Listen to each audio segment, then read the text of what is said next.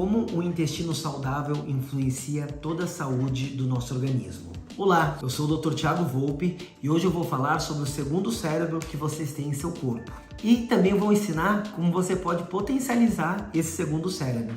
Fique aqui comigo e ative o sino aqui embaixo para que você sempre receba notificações. O nosso segundo cérebro é o nosso intestino e hoje eu vou falar sobre as bactérias que vivem nele. O conjunto das bactérias do nosso intestino chama-se microbiota intestinal e nós temos mais bactérias dentro do nosso corpo do que células. Podemos até dizer que o nosso corpo é mais formado por bactérias do que por células humanas. O peso total dessas bactérias geralmente varia entre 1 a 2 quilos e é importante que você saiba que nós temos bactérias que ajudam a nossa saúde e que nós temos bactérias que prejudicam a nossa saúde. Nossa microbiota tem diversas funções em nosso organismo.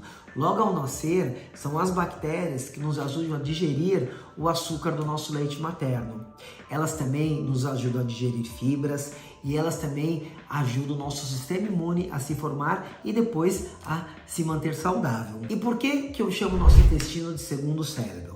É porque existe ligação direta entre o cérebro e o intestino através de alguns nervos. E é no intestino, por exemplo, que são produzidos grande parte dos nossos neurotransmissores, como a serotonina. As bactérias do nosso intestino são tão importantes para a nossa saúde mental e para o nosso cérebro que a simples suplementação de algumas bactérias, como a Lactobacillus helveticum e a Bifidobacterium longum, melhoram o nosso humor e diminuem nossa ansiedade. E elas são muito importantes também na variação do seu peso e nos seus níveis inflamatórios. Estudos feitos com gêmeos em que um é obeso e outro é magro mostram que as bactérias do intestino desses gêmeos, a microbiota, diferem entre elas. E quando nós pegamos as bactérias presentes no gêmeo obeso e colocamos essas bactérias, por exemplo, no intestino de camundongos, os camundongos passam a engordar. Mais do que isso, já foram feitos estudos em que pegaram bactérias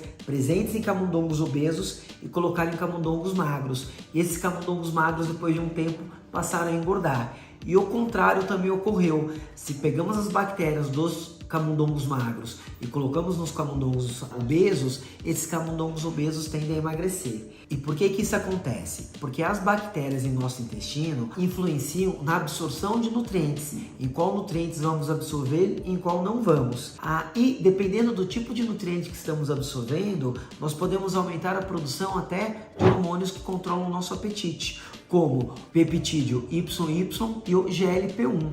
E para que você tenha noção da importância desses hormônios, os medicamentos mais novos para obesidade, como Ozempic, Saxenda, trabalham aumentando exatamente o GLP-1, que é o mesmo hormônio que pode ser aumentado pelas bactérias. É também importante saber que dependendo do tipo de bactéria que você tem no seu intestino, você vai reagir melhor ou pior a algum tipo de dieta. Existe uma bactéria, por exemplo, a Prevotella, que digere muito bem carboidratos e fibras.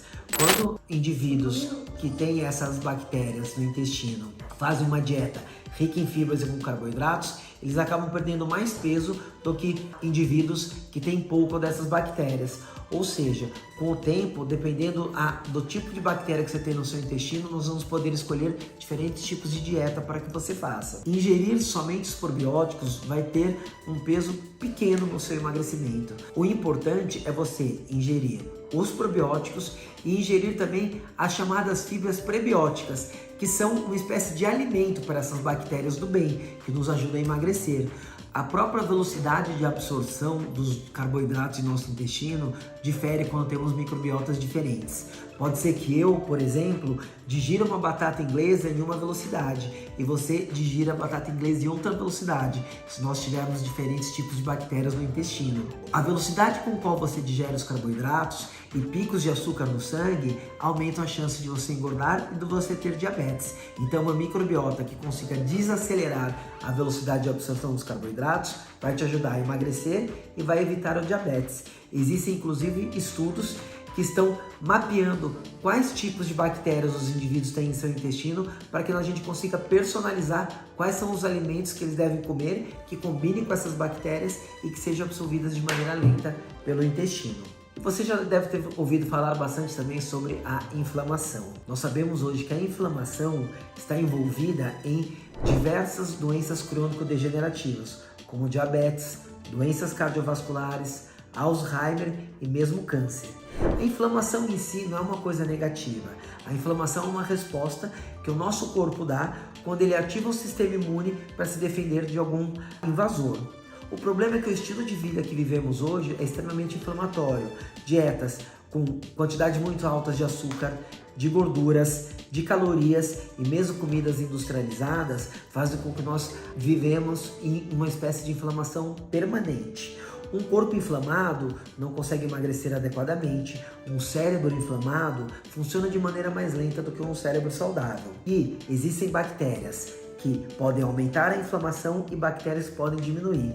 As bactérias ruins vão produzir os lipopolissacarídeos, LPS. Esses lipopolissacarídeos no intestino passam para a corrente sanguínea e aumentam nossos níveis de inflamação. Uma microbiota saudável com as bactérias do bem vão melhorar a permeabilidade do nosso intestino e não vão deixar que substâncias inflamatórias passem para o nosso sangue. Nossa microbiota, portanto, pode influenciar nossos níveis inflamatórios e quanto menor os níveis inflamatórios, mais saudáveis nós somos. Até nosso sistema cardiovascular é impactado pela nossa microbiota. Uma microbiota saudável melhora os seus níveis de HDL, que é o colesterol bom, enquanto que as bactérias ruins, uma microbiota doente, aumentam substâncias químicas que podem aumentar ataques cardíacos e derrames.